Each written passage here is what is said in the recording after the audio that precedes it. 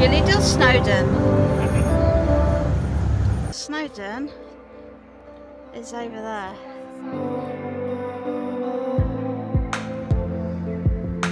No, there's a bus! There's a bus!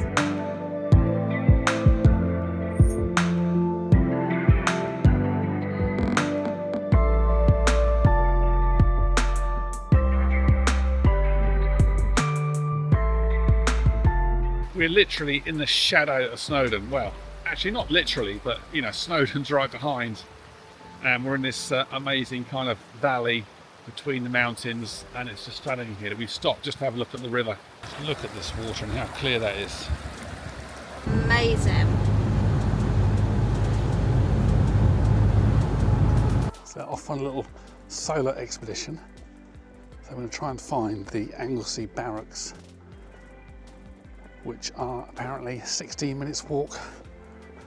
I've already been 4, it's a 130 metre up, which to be fair isn't taking me longer than 16 minutes, so see how we get on. Hopefully it'll be really pretty when we get there, and hopefully we'll have some lovely pictures and video. So apparently it's up here. I think that puts me about halfway. Out there somewhere there's a tree on the lake that is always photographed. I wanted maybe to get that later. This is the first piece of evidence. Well, the first building, should I say. And this looks like a massive winch.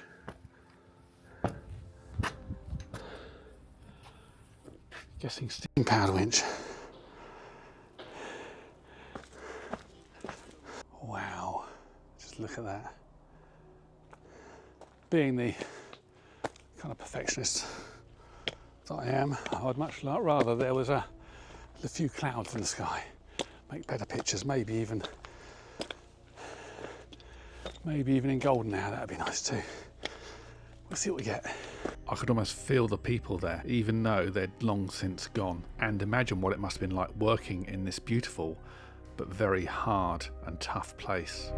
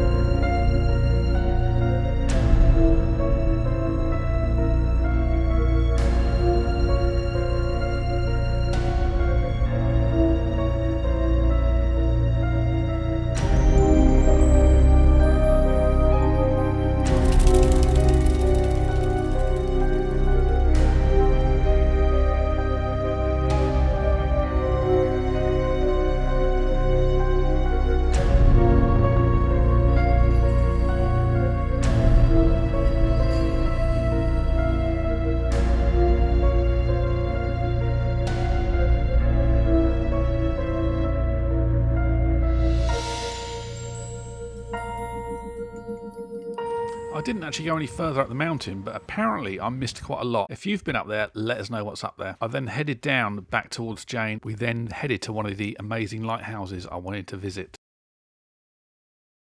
I can see the sea. We're in a forest, there are mountains and the sea. I mean, 3 things for the price of 1. This is so cool. So we are here at this nature reserve forest. Back again. Back again. Shady's back. We're walking again. You love a walk. Yeah, I love a walk. Where are we walking to today then, Pedro? I don't know. It's some lighthouse. Apparently it's one of the most photographed lighthouses in the UK. And of course I have been like about 4 years ago, but I've not been and really taken a picture of it. So it is like, what time was it? It's 6 o'clock. Sunset is about 7:15, so we've got to get a bit of a shift on to get there. Yeah. So, and see if we can get some nice sunset shots. This is actually really nice stuff to walk on. I don't know whose idea this was, but this is nice, isn't it? Yeah. I think the beach is going to be a little bit more difficult. It's also a tidal island that this lighthouse is on, so we need to be sure we don't get caught on it. It says to leave the island 2 hours before high tide, so the high tide's 9:30 today, and sunset's about 7:30, 7:15. So, yeah. Beach, sandy beach, sea, and mountains. You and your mountains, you love a mountain, don't you? I do love a mountain. I mean, how gorgeous is that? Yeah. So we've got, I think Snowdon's actually over that side somewhere. But these are obviously Snowdonia, or whatever it should be called, I can't remember. 2 Welsh shells. Showers. Might find some sea glass. You think you might find some sea glass? Yeah. I think this is mostly sandy, but I've not been here at low tide. So you never know. Some quite big pebbles on this beach. We also have a question of where we're going to park for the night, because this car park here is like a Forestry Wales car park. And there is a sign, there's one sign I've seen that says no overnight parking. But on their big signs, it doesn't really say very much. So I don't know, we've got a backup place, but we'll see what happens and see what other people do. How pretty though is this?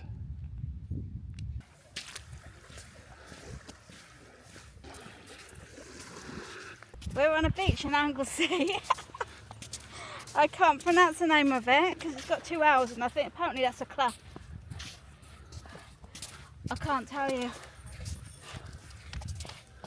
It's got a lighthouse on it, on a separate little island, where you've got to keep an eye on the tides, because you get stranded on the island, you're stuck on there till the morning.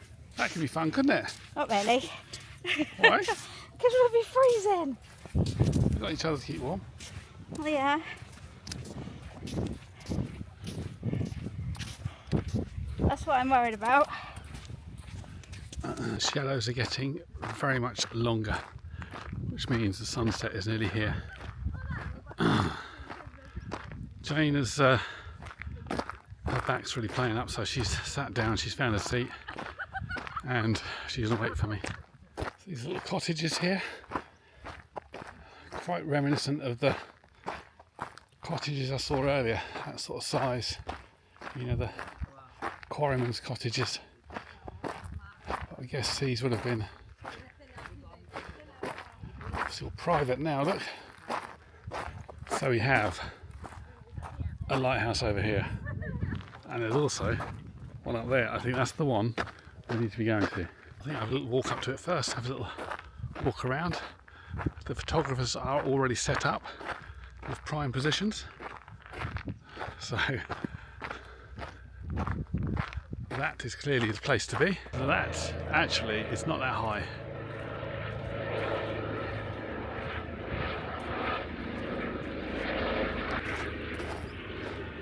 I've also seen them relatively frequently.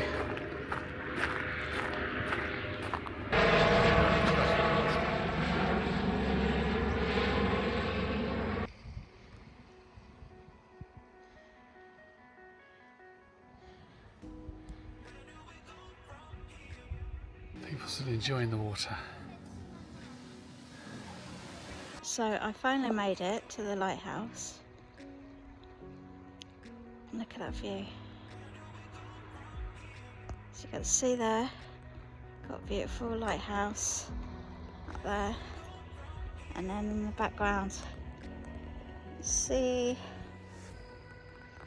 the mountains, beautiful view, and sun is setting over that side.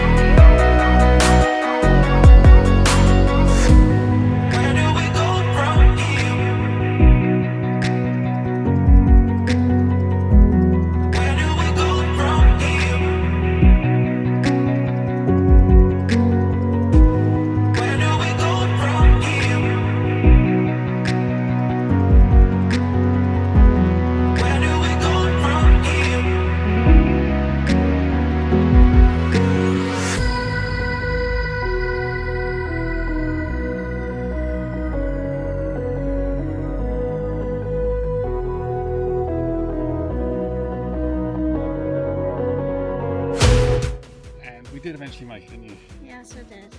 You did really well. So actually, you kind of almost made it, and you really wasn't that much further, was it? No. So. Took some tablets down. Okay, we'll have a little flight with a drone, and I'm going to go and see if I can get some ground-based pictures now. The sun is just stunning, isn't it?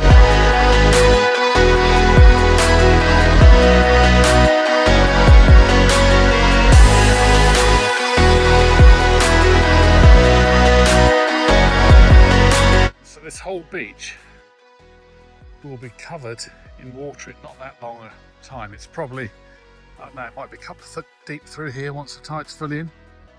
But I'm just glad that we're off it before that happens. Probably another hour, I reckon. The moon is just coming up behind the mountains. I'm slowly catching Jane up. She's probably about 100 metres in front of me now. And she also keeps stopping, I think, drinking, taking pictures,